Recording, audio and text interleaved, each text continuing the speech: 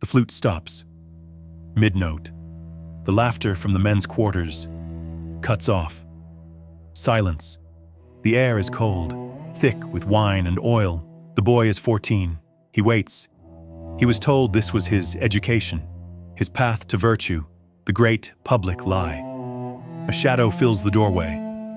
The drape is torn back. The arrests. His mentor, the philosopher. The man's breath is hot, sour. His eyes are not clear. They are wet. He does not ask about rhetoric. He does not carry a scroll. He kicks the heavy door.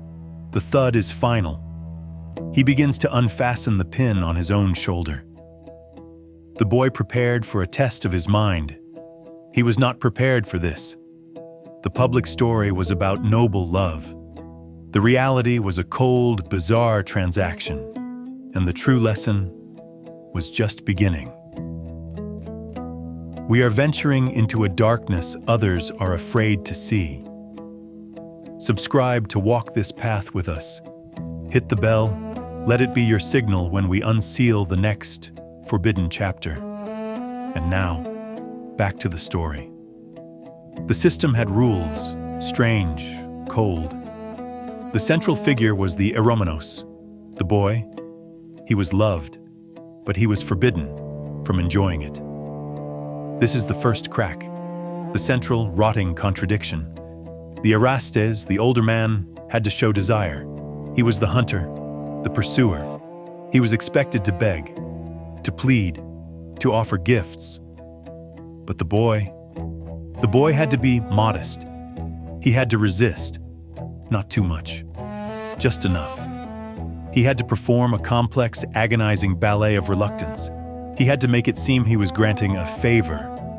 If the boy showed eagerness, he was shamed. He was ruined. He was seen as effeminate, weak, no better than a pornos, a common street prostitute who sold himself for coin. His entire future as a citizen, a soldier, a man, was forfeit. This was not a relationship. It was a performance, a rigid, terrifying script. The boy had to perform virtue. His virtue was his reluctance. He had to desire the status the relationship brought him, while showing disgust for the act that sealed it. The evidence is not in high-minded dialogues. The dialogues were the mask. The evidence is scratched onto walls. It is painted onto the kylix, the wine cups, the vases, thousands of them. We are told they show love. They do not. They show transactions. They show coercion. Look closer at the cup. A bearded man. He grasps the boy's chin. A gesture of dominance. He offers a gift with his other hand. A dead hare, limp. A rooster, symbol of the fight. A lyre. The boy's body is always smooth, perfect. But his face is always turned away. He looks cold. He looks bored. He looks absent. This is not the imagery of love. This is the imagery of a purchase, a negotiation.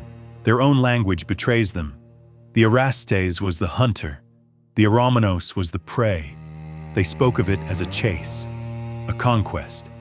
Diokain, to pursue. Fugain, to flee. This is the language of violence, not education. The law cracks the lie wider. The laws of Solon, the great reformer. He did not ban pederasty. He regulated it. His laws were precise.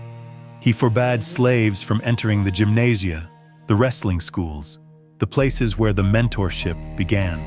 He forbade slaves from pederasty with freeborn boys. Why?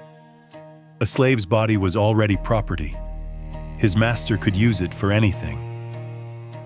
This law was not to protect the slave.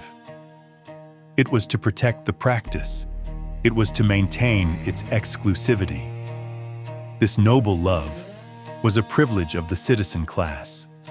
A non-person, a slave, was forbidden from participating in this noble ritual. It was not love. It was a perk of citizenship. And then, the ultimate horror. Kinidos. This was the word for a citizen who enjoyed being penetrated, a man who acted effeminate, a man who failed the performance. This man, he was not just shamed, he was erased. Legally, he suffered atimia, the loss of all honor, all rights. He could not speak in the assembly. He could not file a lawsuit. He could not bring charges if he was beaten, robbed, or raped. He could not serve in the military. He could not vote. He was a walking ghost, a non-person forced to walk among the living. The terror was not of the act itself. The eromenos did the act. The terror was of submission. The terror was of losing the rigid, brutal mask of dominance. The eromenos walked a razor's edge. He had to submit his body to gain his place in society, but he had to hate it, perform his hatred of it, to keep his place in society. This is not philosophy. This is a trap. This is a system of psychological torture, a system designed to break a boy's will, to force him into a cold, transactional mold. So why? Why this bizarre, cold system? Why the terror of submission? Why the elaborate gifts? Why the performance? Because this system needed a story. It needed a clean, noble mask. This is the mask. The story they built to cover the cracks. The story we are still told. They called it pederasty, the highest form of love. The Erastes, the lover. He was a citizen, a soldier, a philosopher. He was the ideal of manhood. He saw the eromenos, the beloved, a youth, not yet a man, pure. And in this purity, the Erastes saw potential, arete, virtue. The public story, the one Plato wrote in his Symposium, was one of honor. The man was inspired. He would not take. He would teach. This relationship was education. The man teaches the boy rhetoric, how to debate in the agora, how to ride, how to fight in the phalanx, how to think, how to be a citizen. He is a protector, a mentor. The boy, in return, shows devotion. He inspires the man with his purity. He is the living symbol of virtue that the man must strive to be worthy of. It is a noble transaction. Guidance for loyalty, education for devotion. This love, they claimed, was superior. The love for a woman, that was base. That was for biology, for making heirs, for the dark, closed-off oikos, the household. That was necessity. This was for the polis, the city, the sunlight, the gymnasium. This was a public, celebrated bond. It built the state. The proof? The sacred band of Thebes, an elite military unit, 150 pairs of lovers, an army that was, supposedly, invincible. Soldiers who would die for their lovers rather than retreat. This was the system's ultimate justification. Love as a weapon of state. The rules of the myth were clean. They were precise. The relationship must be temporary. It ends when the boy's beard grows, the first sign of manhood. At that moment, the beloved graduates. He is a citizen. He takes his place in the assembly. He marries a woman. He has his own children. And in time, he looks for his own eromenos. The cycle repeats. A perfect, clean engine for passing down civilization, from one generation to the next. This was the high-minded ideal. It explained everything. The porni, the prostitutes, the slaves, the flute girls. That was different. That was mere biology, a release, a physical need, separate from the noble path. This story was a perfect piece of social engineering. It justified the power of the Erastes. It justified the submission of the eromenos. It explained away the terror of the Kinidos as a failure of the system, not a product of it. It was a brilliant, simple system, or so it seemed. But there was one detail that made no sense. If this was a relationship, why did it look and function like a transaction? The story was neat, it was tidy, and it was a lie. The twist is this: it was never about love. It was not about philosophy. It was not even, at its core, about sex. The sex was just the tool, the mechanism of the test. The true hidden practice was a dominance ritual, a cold, precise system of social initiation, a brutal audition for entry into the ruling class. The public myth of philosophy was the lie. The cracks, the bizarre rules, the terror of the knidos, the performance of reluctance were the real rules. This was not an education. It was a filter. Look at the gymnasium, the wrestling school. Naked bodies, oil, sweat, the air thick with dust and exertion.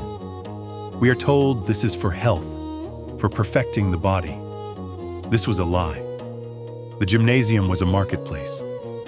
The aristi, the citizens, the philosophers, the generals did not go there to admire health.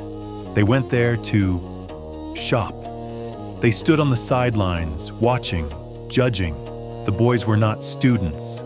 They were livestock, graded on their form, their beauty, their purity. This was test one. Get chosen. A boy had to be beautiful, desirable. He had to attract a powerful Erastes, a sponsor. The gifts on the vases, they were not tokens of affection. They were bids. They were public claims. A dead hare, a rooster, a liar. This was the Erastes marking his territory. A boy who was not pursued had no value. He failed before he began. He was invisible. He had no path to power. Then came test two, the submission. If the boy accepted the sponsor, he had to yield. He had to allow the man to perform the ultimate act of dominance. This was the core of the transaction. It was a physical demonstration that the Erastes was the citizen, and the boy was not. Not yet. It wasn't about pleasure. It was about hierarchy. In the brutal logic of the polis, a citizen takes. He penetrates. A non-citizen, a woman, a slave, a foreigner, a boy, receives. This act physically branded the boy with his temporary subhuman status. But this is where the bizarre, brilliant cruelty of the system appears. Test 3. The performance. The boy had to hate it. He had to perform reluctance. He had to show disgust.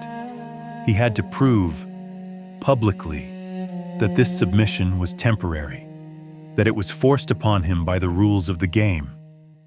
This was the true genius of the system. This test wasn't just about submission. It was about control.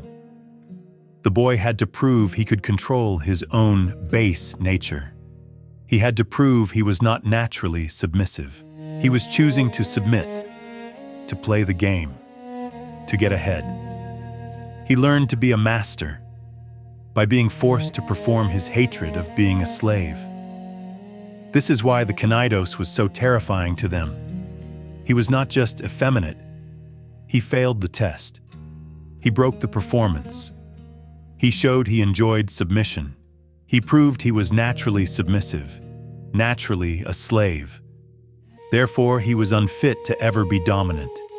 He was unfit to be a citizen. His erasure was not about morality. It was about order. It was a warning to all other boys. Play your part, perform your disgust, or you will be erased. The Erastes was not a mentor. He was an examiner. He was the gatekeeper to the boy's entire future, his political career, his social standing, his military rank. The love was the price of admission. The education was the thin, plausible excuse. This was the true pederastia, not a relationship, a cold, psychological proving ground, a filter designed to weed out weakness. It was a machine. It took boys, broke them on this bizarre rack of contradictions, and rebuilt them as the next generation of masters, forged in the same coldness, the same dominance, the same lie. This was the true mechanism, inhuman, precise. But why? Why create the lie? Why the elaborate mask of philosophy? The lie wasn't to protect the victims. The lie was to protect the ruling class, to hide their true purpose. The purpose was justification. The elite needed to believe their own lie. They were philosophers. They were civilized. They were the polis. They were not base. They were not driven by simple lust or a crude animal thirst for power. The act itself, the cold, physical dominance of the test, was a contradiction. It looked like something a barbarian would do. It felt like something a master does to a slave. How could they perform this act and still call themselves noble? They needed the myth of philosophy. They needed Plato. They needed the language of virtue and inspiration and education. The myth was an alibi. It was a sophisticated piece of cultural propaganda. It took a brutal act of social sorting and laundered it. It turned a cold transaction into a noble sacrifice. It turned a gatekeeping ritual into a lesson. This lie wasn't just for the outside world. It was for them. The Erastes could look at the boy he was auditioning and tell himself he was cultivating virtue. He wasn't a predator. He was a mentor. The lie was also for the boy. It was the sugar that made the poison go down. It told the 14-year-old in that cold room that this humiliation was honor. It convinced his family to hand him over, to seek out this mentorship for their sons. The myth made the victims complicit. They were not being used. They were being educated. The true purpose of the myth was to provide a moral shield for an immoral system. It allowed the entire elite class to replicate itself, generation after generation, passing down not just power, but the justification for that power. It was a self-perpetuating engine of dominance, fueled by a beautiful, sophisticated lie. This perfect, dark system. This engine that ran on dominance and denial. How did it finally break? It didn't. Not in the way you think. It just changed. First, the Greeks fell. The Macedonians came. Then the Romans. The Romans saw the system. They were disgusted, not by the sex. They had their own brutal practices. They were disgusted by the contradiction, by the mask. A Roman citizen penetrates. He dominates. He does not pretend it is philosophy. He does not talk about love with the one he submits. He owns. Roman pragmatism had no use for the Greek lie. The performance of reluctance was seen as weak. The system was fractured, but it was not dead. Then, a new ideology arrived, one that feared the flesh itself, Christianity. For the Christians, the sin was not submission. The sin was the act, all of it. The body itself was the enemy. This new, stronger ideology burned the gymnasiums. It toppled the statues. It shut down the academies.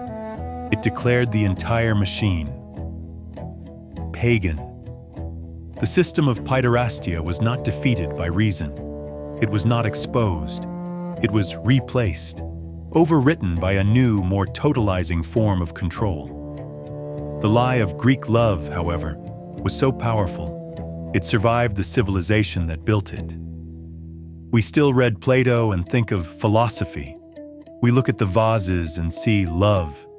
We have inherited the myth, but we refuse to look at the cold, hard mechanics of the machine. So what was worse than the boy's fear in that room? What was more bizarre than the act? It was the test, the cold, psychological ritual, the audition. The true horror was not Greek love. It was the lie. They hid their true purpose, the filtering of an elite, the forging of masters, behind the beautiful mask of philosophy.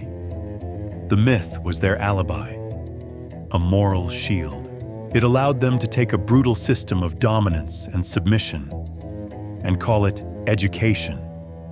It allowed them to break a boy's will and call it building virtue. The real horror wasn't the act, it was the performance. The boy, forced to perform disgust at the very transaction that bought his future. The true, bizarre practice was not the sex. It was this perfect, cold justification. We have recorded another chapter, but the darkness in this chronicle is endless. If you believe this must be remembered, subscribe to this archive.